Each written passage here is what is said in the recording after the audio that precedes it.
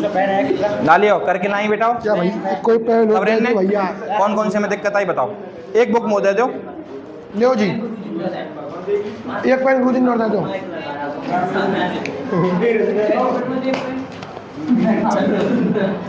यहीं रख ले। सबरीन कर ले। लो गुरुजी। ठीक है, छोटी सी है गिर 42 चैप्टर है बाटे एमकी में।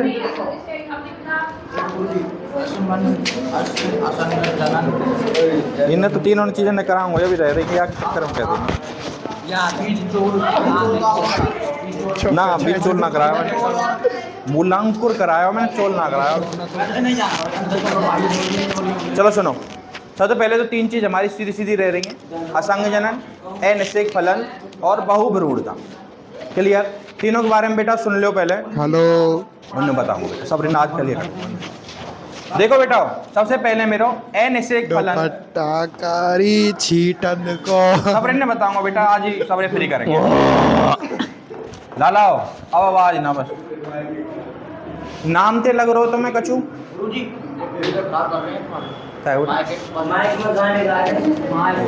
यार पहले यार एक दिन दो वीडियो मेरी खराब है। हेलो बिना आवाज के। हाँ जी।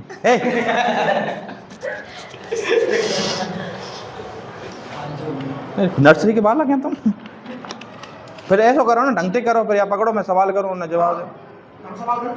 अच्छा, लेन देन को मतलब वो करे खाली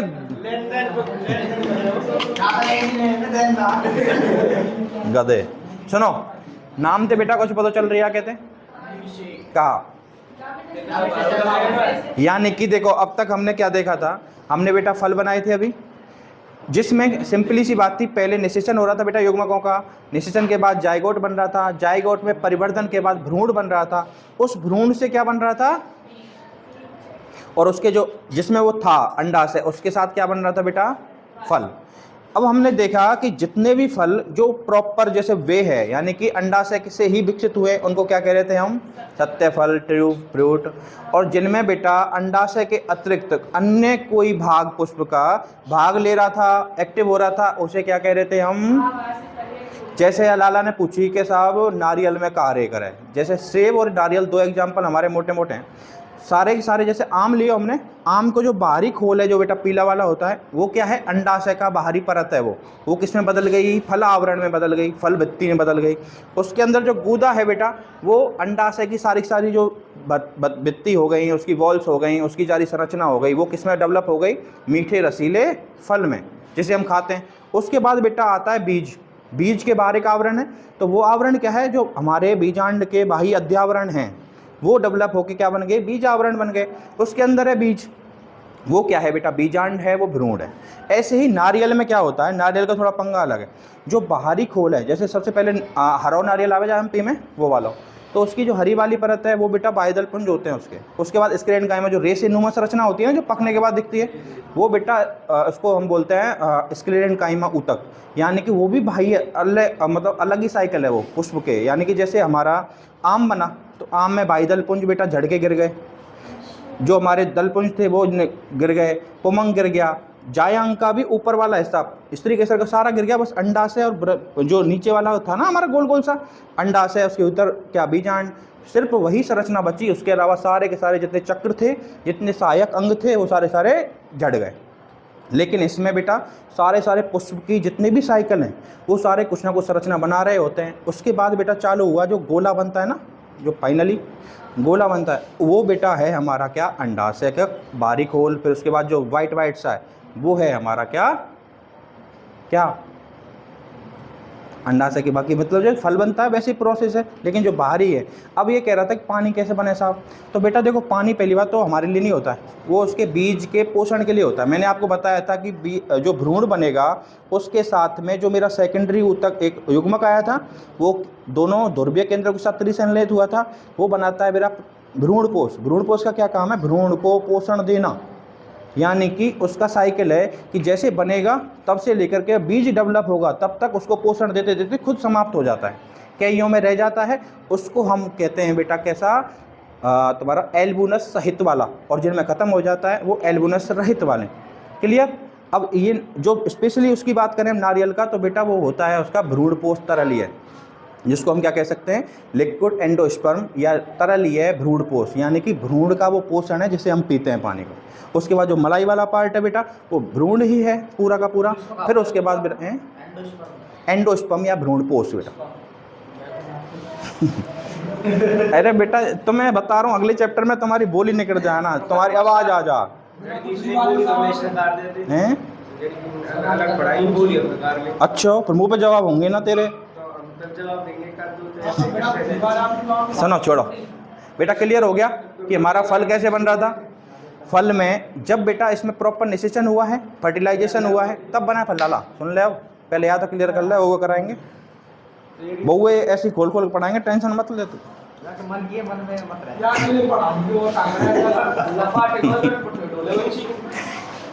अब हमारा टॉपिक है अनिषेक फलन, यानी ए लाला यार मैंने तुम 1000 बार समझा दिए हैं, फिर तुम्हारा चैप्टर हो ना काम ना निकले, फिर तुम दूसरी बात, दूसरा चैप्टर थोड़ा लेंथी है बेटा, थोड़ा टाइम लगेगा। हो सके तुम्हारी छुट्टी से पहले 2-1 दिन पहले ही खत्म हो, तीसरा चालू ही है पाव, तो टेंशन मत लीजिए। बाकी तेरो पेट भर जाएगा, ऐसा हो कि 9 महीना जैसे।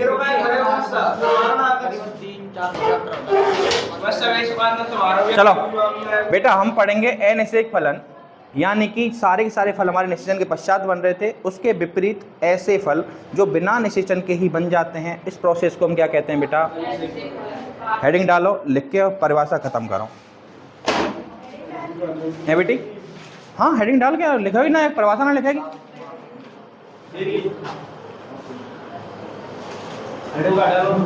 अनिषेक फलन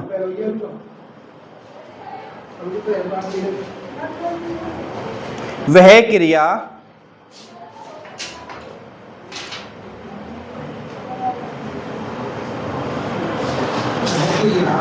जिसमें बिना निषेचन के ही फल का विकास हो जाता है। वह क्रिया जिसमें बिना निषेचन के ही फल का विकास हो जाता है अनिषेक फलन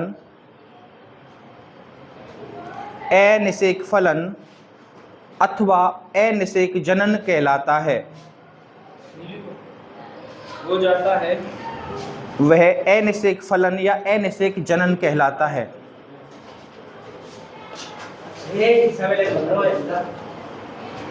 है गो बेटा और लिया मेरे बैग में पड़े होंगे। विकास हो जाता है वह अनिषेक फलन या अनिषेक जनन कहलाता है।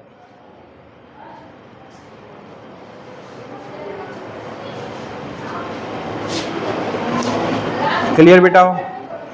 अगला पॉइंट डालो यहां में। इस प्रकार बने फलों में बीज नहीं होता है, जैसे केला अंगूर आदि। नेक्स्ट क्या बेटा? बीज ना है पौधे हम कैसे बना सकते? उसके लिए बेटा बहुत सारी विधि हैं। अगर 10th में ना तुम्हारे में शायद पुष्पी पादपों में अलैंगिक जनन वगैरह की प्रोसेस जो है ना 11th ना पड़ गया। इनमें कलिका वगैरह बना है, जैसे फॉर एग्जांपल अपना टाइप का असर है, पेड़ तोड़ के डाल तोड़ के लगा दी वो भी बहुत तो विधि है बहुत सारी नवा वे बेटा धीरे धीरे हाइब्रिड करे गए। जैसे मेरे पास एक ऐसा फल है जिसमें गुठली नहीं है, मुझे वो पसंद है क्योंकि गुठली नहीं है भैया, में या में नुकसान कम है, हमारा फल ज़्यादा आ रहा है। एक ऐसा फल है जो मीठा ज़्यादा अच्छा है, उसका टेस्ट ज़्यादा अच्छा है, लेकिन उसमें क्या है गुठली ज़्यादा है। तो मैं दोनों का बेटा क्या कराऊंगा, क्रॉस फर्टिलाइजेशन कराऊंगा, संकरण कराते रहूँगा जब जाके 4, 5, 6, 7, 8 पीढ़ी तक कराता रहूँगा, तो मेरी एक ऐसी स्थिति आएगी या तो बीज पूरी तरह समाप्त हो जाएगा वो, और समाप्त नहीं भी होगा तो मामूली सा बचेगा कि उसमें बस ज़्यादा नुकसान ना हो, फल भी उसी क्वालिटी का हो जैसे मुझे चाहिए था, मीठा गुदगुदा अच्छा, और उसमें बीज भी खत्म हो गया। तो बेटा ऐसे कहते हैं हम क्रॉस संकरण या हाइब्रिड बीज। जैसे अब जो फल है ना उसे हम हाइब्रिड कहेंगे, यानी कि हमने वो खुद बनाया है, कैसे क्रॉस कर कर। क्लियर हो गया? हाँ वो धीरे धीरे ऐसे, जैसे अभी तो ऐसे पादप चल रहे हैं जो एक ही पौधा है उस पे आम वो सॉरी टमाटर भी लग रहे हैं, आलू भी लग रहे हैं, और नीचे देखे ही प्रो में एक आध शकलगंद वगैरह की एक आध बेलो और है, ऐसे डेवलप करेगा। संकरण नहीं है सब रो, ये हाइब्रिड बोले करें। नेक्स्ट हेडिंग डालो बेटा, असंग जनन।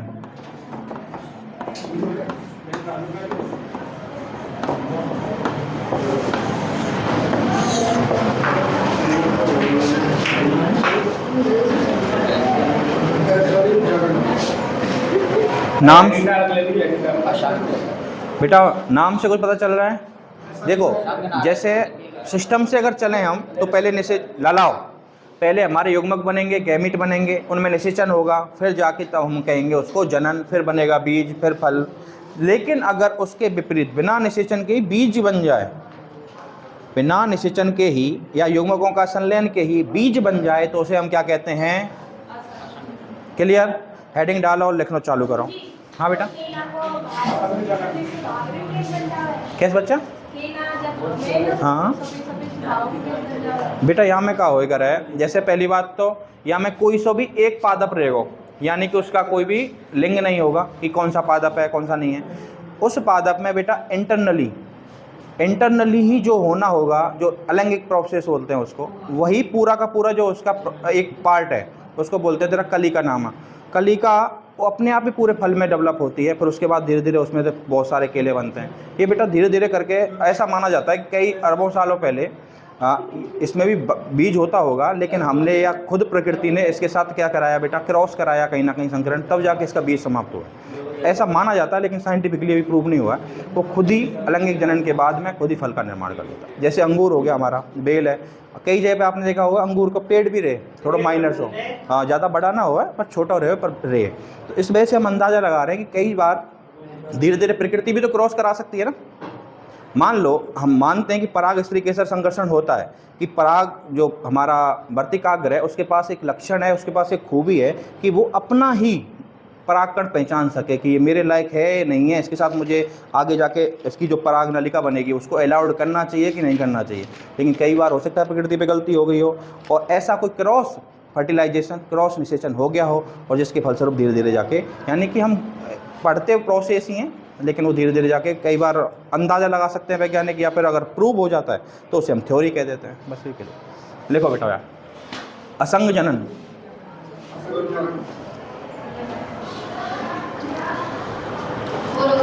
जब बिना निषेचन के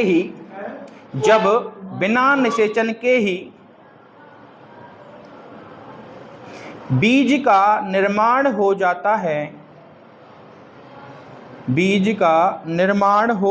है, असंग जनन कहलाता है।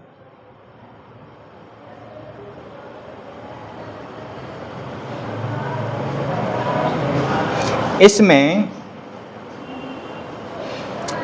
न तो अर्धसूत्री विभाजन होता है, और न ही भ्रूण का विकास न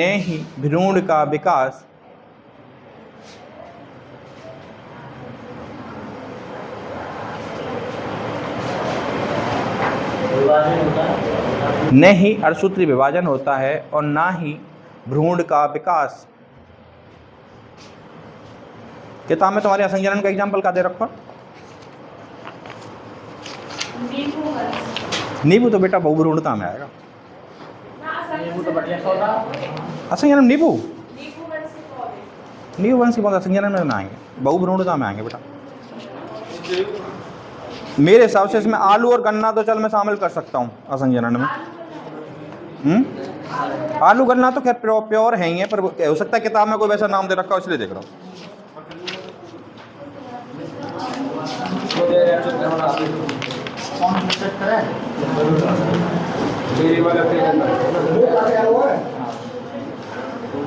एग्जाम्पल है ही ना बेटा, यार लिख लो। चलो एक तो लिखो बेटा आलू, जैसे आलू, हाँ ने होता है, मतलब ने भ्रूण का विकास होता है बेटा, या फिर बताए नहीं तो लिख लियो तो भ्रूण का विकास। हाँ तो है वो कंप्लीट बस। जैसे लिखते हम आलू गन्ना, ये तुम्हारे बुक में ना है, बट तुम्हारी बुक को एग्जाम्पल है बेटा एस्ट्रेसिया। अच्छा, या जरूर लिखो। एस्ट्रेसिया तथा कुछ विशेष प्रकार की घास, तथा कुछ विशेष प्रकार की घास है भैया। जन्म जीने की अवधि सबसे ज़्यादा है ना, 100 साल बाद। नहीं यार, कई तरह के जीव हैं ऐसे पादप हैं जो मतलब हजारों साल तक जी जाए। कैसे भाई? ऐसी घास जिनमें बेटा निषेचन होगा ही नहीं, बीज बन जाएगा, उसे कहते हैं संकरण। हाँ हाँ, और क्या पढ़ रहे हो? प्रकृति बना रही है, मैं कौन? चलो पढ़ो। बहुभ्रूणता। हाँ जी,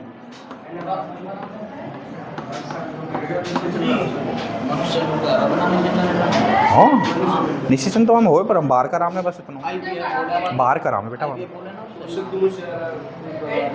बहुभ्रूणता मैंने कुछ ना बोला से बना दी जो को ऐसा लगे जो मैं करो। इनके बाद वही है, 3 हेडिंग रह रही हैं यार। देखो बेटा, हमारा निषेचन एक बार हो रहा था पादप में, पुष्प में, और एक ही बीज बन रहा था, उसके फलस्वरूप एक ही फल बन रहा था।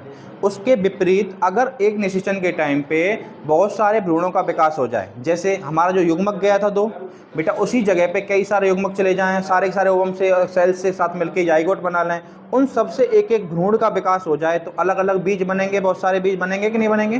क्योंकि जितने भ्रूण होंगे उस फल में उतने ही बीज बनने बेटा। तो ऐसी स्थिति को हम कहते हैं बहुभ्रूणता, यानी कि इसमें बहुत सारे बीज। ना ना ना, एक ही फल के भीतर बहुत सारे बीज है, संतरा, नींबू, मौसमी, वो सारी, तरबूज, ये सारे। देखो बेटा, बहुभ्रूणता लिखो। युग्मनज जाइगोट, युग्मनज जाइगोट, युग्मनज जाइगोट कई विभाजनों के द्वारा एक से अधिक भ्रूणों का निर्माण करता है, एक से अधिक भ्रूणों का निर्माण करता है, जिसके फलस्वरूप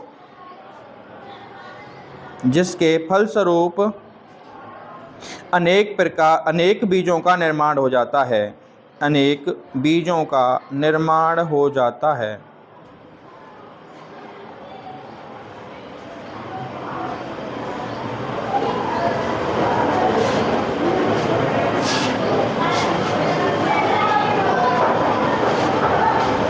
अब बताओ, अब डिस्कस करो, तुम्हारी किताब के पीछे क्वेश्चन है, कौन कौन से में क्या क्या समस्या है बताओ। पूरा कंप्लीट, और मतलब ऑफिशियली कंप्लीट है, बस तुम्हारी किताब के पीछे क्वेश्चन रह गए। देखो, तुमने सबसे पहले सोचा होगा कि जैसे क्वेश्चन पढ़ा, अगर उस क्वेश्चन का आंसर प्रॉपर हमारे नोट्स में शामिल है, जो हमने अभी यहाँ पे लिख लिए 7, 8, 10 दिन में, तो बेटा वो हमारा टिक हो गया। लेकिन ऐसी कुछ चीज़ें हैं जो हमारे नोट्स में नहीं है, उनको हम आज डिस्कस करेंगे, उनको लिख के हम इस चैप्टर को समाप्त कर देंगे। तो बेटा तुमने ढूंढे 9 में थे पहले बेटा, 7वां फिर मुझे निशान लगा के लाया पे। सही है बिल्कुल यार। देख लालिए, रोक क्यों नहीं बेटा, क्या इनके जवाब दूँ बता।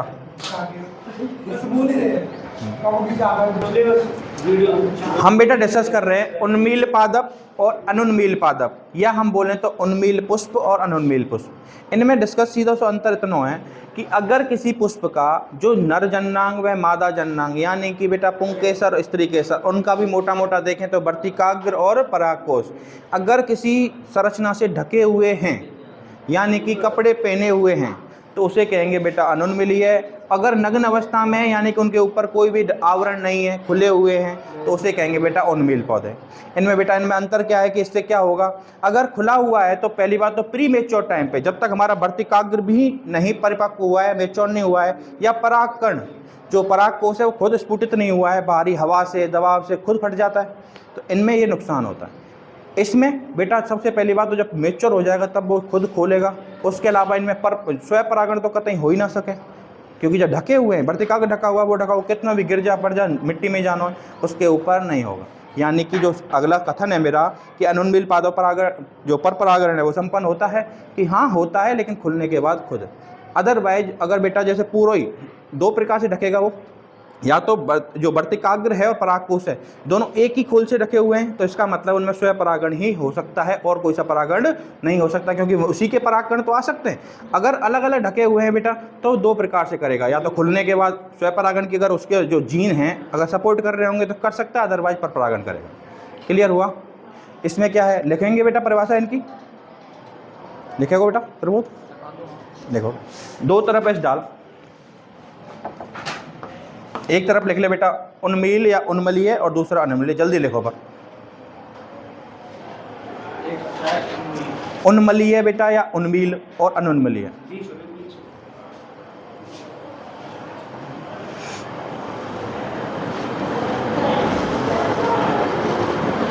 लिखो बच्चों, सबसे पहले कौन सा लिखो भाई, ये लिखो सब रे, उन्मील है ना, तो लिखो ऐसे पुष्प जिनमें परागकोश व वर्तिकाग्र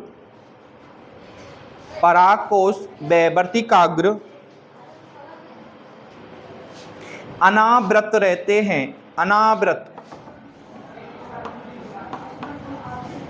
अनावृत या अनावृत कोष्ठक में लिख लेना बेटा नग्न रहते हैं, उन्हें उन्मील पाद पुष्प कहते हैं।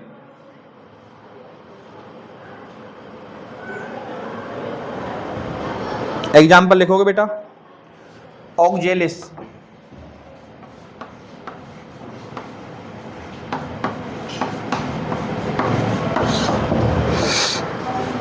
एक और लिखो तो बायोला लिख लेना, लिखो ऑक्जेलिस कॉमा बायोला आदि लिखो भाइयों। सेकंड लिखो बेटा ऐसे पादप अनुन्मीलीय में,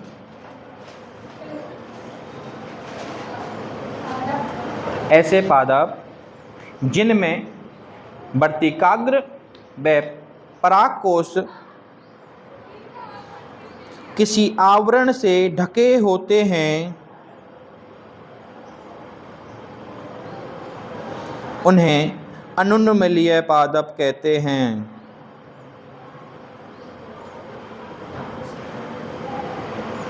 लिखो बेटा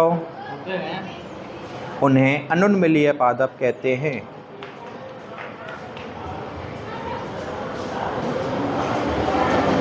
लिखो भाइयों इन पादपों में या इन पुष्पों में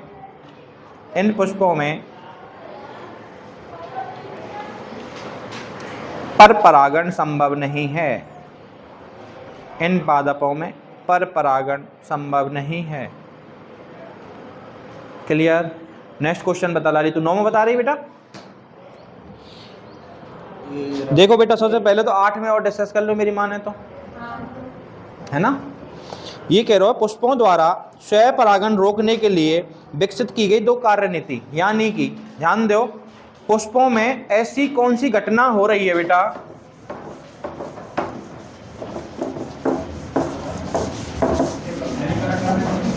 ना बेटा, वो तो कृत्रिम है कि ना, वो तो कृत्रिम हो गई।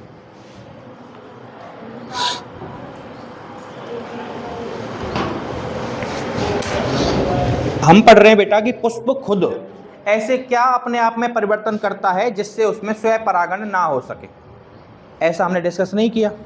तो बेटा पुष्प खुद बहुत समझदार है, प्रकृति ने बहुत समझदार बनाए। तो जैसे अगर उसे स्वयं परागण रोकना है, यानी कि वो चाहता है कि उसी के खुद के पेड़ के दूसरे पुष्प या उसी पुष्प के परागकण उस पर ना आए और निषेचन होकर के सेम मेरा जैसा ना बनाए, कहीं वो बीमार हो जाए, आगे चल के उसके जो गुणसूत्र हैं वो डाउन हो जाएंगे, उसकी गुणवत्ता डाउन हो जाएगी। तो ऐसे में वो पुष्प बेटा अपने अंदर दो प्रकार से चेंज करते हैं। कैसे? एक तो कहते हैं बेटा स्वयंबंधता। क्या बोलते हैं बेटा उसको? स्वयंबंधता, यानी कि सेल्फ स्टेरिलिटी, सेल्फ स्टेराइल बोल लो। इसमें क्या होगा बेटा? इसमें ये होगा कि वो पुष्पों में से या तो कोई एक अंग, जैसे द्विलिंगी पुष्प है मान लिया मैंने, तो उसमें से कोई एक अंग या तो नर वाला या मादा वाला खुद को इनएक्टिव कर लेगा, असक्रिय कर लेगा। इस तरीके से क्या होगा बेटा? उसके चाहे परागकण कितने भी गिरते रहें, हाँ सूख जाए वो, वरना बेटा एक्टिव भी ना हो, मतलब परिपक्व भी ना हो टाइम के संग। एक स्थिति ये हो गई। दूसरी स्थिति क्या होगी बेटा? कि कितनों भी गिरते रहे, दोनों डेवलप हो गए, कितना भी गिरता रहे, लेकिन उसको वो अलाउड नहीं करेंगे कि वो पराग नलिका बना करके अंडाशय तक, अंडाशय से बीजांड तक पहुंच सके। दो चीज़ हो गई। तीसरी चीज़ क्या होगी बेटा? कि अगर मैं या तो इंटरनली उसको छोटा बड़ा हो जाए, यानी कि वर्तिकाग्र अगर ऊंची हो गई और परागकोश नीचे रह गया, तो कितना भी बेटा परागकण होता रहे ऊपर पहुंचेगा क्या? यानी कि इन चीज़ों से वो क्या कर रहा है? वो स्वयं परागण को रोक रहा है। इसे कहते हैं बेटा स्वयंबंधता, यानी कि वह पुष्प स्वयं अपने अंदर ऐसे बदलाव ला रहा है टाइम के साथ कि वो स्वयं परागण, सेल्फ पॉलिनेशन ना कर सके। क्लियर? दूसरी है बेटा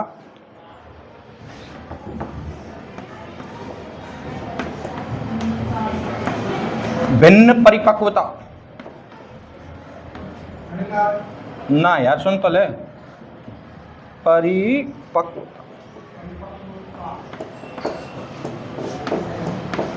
इसमें क्या है बेटा? जो मैंने अभी बताया तो मैं, एक मान लो द्विलिंगी पुष्प है, दोनों में बेटा एक पुंकेसर भी निकला हुआ है, स्त्रीकेसर भी निकला हुआ है, वो दोनों अपने एक दूसरे के जो डेवलप होने में, उसकी जो मेच्योर होने का समय है उसमें बदलाव कर लेंगे। जैसे मान लो पुंकेसर पहले डेवलप हो गया, परागकण बन गया, अभी तक वर्तिकाग्र जब डेवलप ही नहीं हुआ, तो कितने भी गिरते रहे बेटा कुछ होगा, निषेचन होगा, फर्टिलाइजेशन होगा। या फिर वर्तिकाग्र पहले ही डेवलप हो गई, पराग को अभी बने ही नहीं है परागकण, तो कितना भी हो जाए बेटा पर परागण ही होगा कि नहीं। तो इन दो विधियों के द्वारा पुष्प खुद अपने आप को ढलता है या अपने आप को रोकता है, रिस्ट्रिक्ट करता है कि उसमें स्वयं परागण ना हो।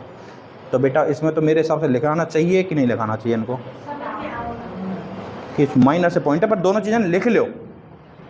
सुन प्रमोद, ऐसा अगर दोनों पॉइंट लिख ले, स्वयंबंधता और भिन्न परिपक्वता, क्योंकि नाम तो इससे और रह जाएंगे कि तुम यहाँ में कहा है, लिखना हो तो लिख लो। ऐसे लेकिन क्वेश्चन नंबर 9 का आंसर में 2 पॉइंट है हमारे, स्वयंबंधता और भिन्न परिपक्वता। ये बेटा यहाँ में 9 है, हाँ 8 है, सॉरी यार।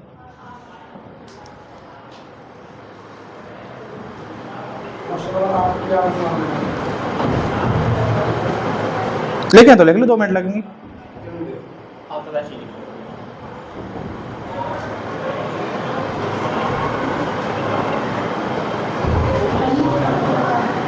अब कौन सा बताया बेटा था अगलो?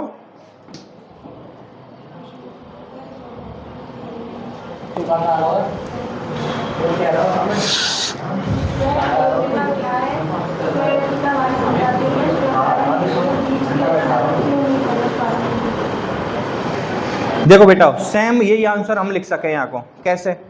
कि या तो पुष्प की जो संरचना में खुद में परिवर्तन कर ले, दोनों में, पुंकेसर और स्त्रीकेसर के में वर्तिकाग्र ऊपर नीचे हो जाए, तब भी बेटा पर परागण नहीं होगा, सॉरी स्वयं परागण नहीं होगा, पर परागण ही होगा। उसके अलावा बेटा कुछ लक्षण, मैंने एक बात बताई थी तुम लोगों को कि पराग स्त्रीकेसर संकर्षण,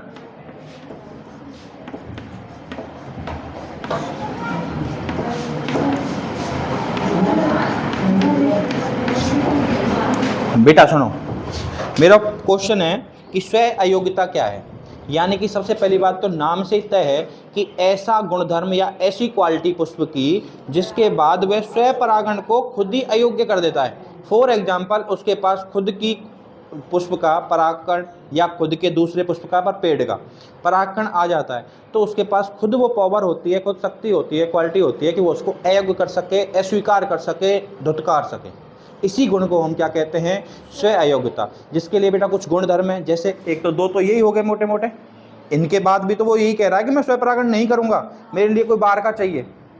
ये इसका यही तो गुणधर्म खुद ही है बेटा, प्राकृतिक रूप से स्वतः ही तो उत्पन्न हुए हैं। उसके अलावा हम कह सकते हैं कि उनमें कुछ जीन्स में जो मैंने शब्द लिखा है पराग स्त्री के संकर्षण, ये बेटा पुष्पों के बीच में ऐसा गुणधर्म है कि जब वर्तिकाग्र पर कोई भी परागकण आता है तो उनके मध्य में सर्वप्रथम क्या होता है, पराग स्त्री के साथ संकर्षण।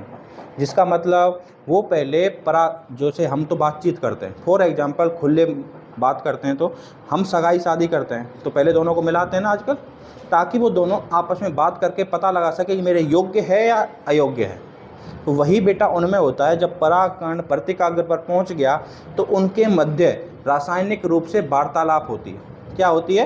रासायनिक रूप से वार्तालाप होती है। उसको हम वार्तालाप नाम नहीं दे सकते, लेकिन रासायनिक रूप से आदान प्रदान हो रहा है ना गुणधर्मों का, चीज़ों का लेन देन हो रहा है ना, ताकि वो पता लगा सके कि ये जो परागकण आया है वो मेरे लायक है, योग्य है, नहीं है, कि मेरे आगे जाना चाहिए। अगर नहीं होगा तो बेटा वो पराग नलिका को अलाउड, अदरवाइज उसको बेटा अलाउड करेगा, सीधा पहुंचेगा बेटा नर युग्मक कहाँ पे, बीजांड में जाके बेटा निषेचन करेगा। तो इसी गुण को हम क्या कहते हैं, स्व अयोग्यता, यानी कि पुष्पों का ऐसा गुणधर्म या स्वतः ही गुणधर्म जो अयोग्य परागकण को अस्वीकार कर सके, उसके लिए बेटा गुणधर्म सारे हो गए। अगला क्वेश्चन बताओ, सारे डिस्कस करेंगे आज ही। यार जल्दी लगा दें यार ये लोग। अगला बता बेटा, देखो बातें नेक्स्ट मैं ही बता रहा हूँ। बैगिंग हम कर चुके हैं, बैगिंग कर चुके हैं, थैलीकरण। उसके अगले त्रिसंलयन बेटा अच्छे से कर चुके हैं। फिर है बेटा एक निश्चित बीजांड में प्रसुप्ति अवस्था, बहुत अच्छे से रिसर्च कर चुके हैं प्रसुप्ति अवस्था। फिर बेटा विभेद है, एक है बेटा बीज पत्राधार और बीज पत्रोपरिक। सिंपल सी बात है, हमारे पास बीज पत्र दो प्रकार के थे। एक तो वो बनेंगे बीज पत्र जो किसके हैं बेटा जी, जैसे हमारा बीजावरण था, सॉरी बीजांड था, उसके बाहर दो आवरण थे जिनको अध्यावरण बोल रहे थे, एक बाह्य आवरण, एक अंतःआवरण। तो वो दोनों जो बनाएंगे बेटा जी, क्लियर। अगला है बेटा प्रांकुर चोल और मूलांकुर चोल। नाम से पता चल रहा है बेटा ना भैया, सुन मेरी बात, अंतर का है इनमें।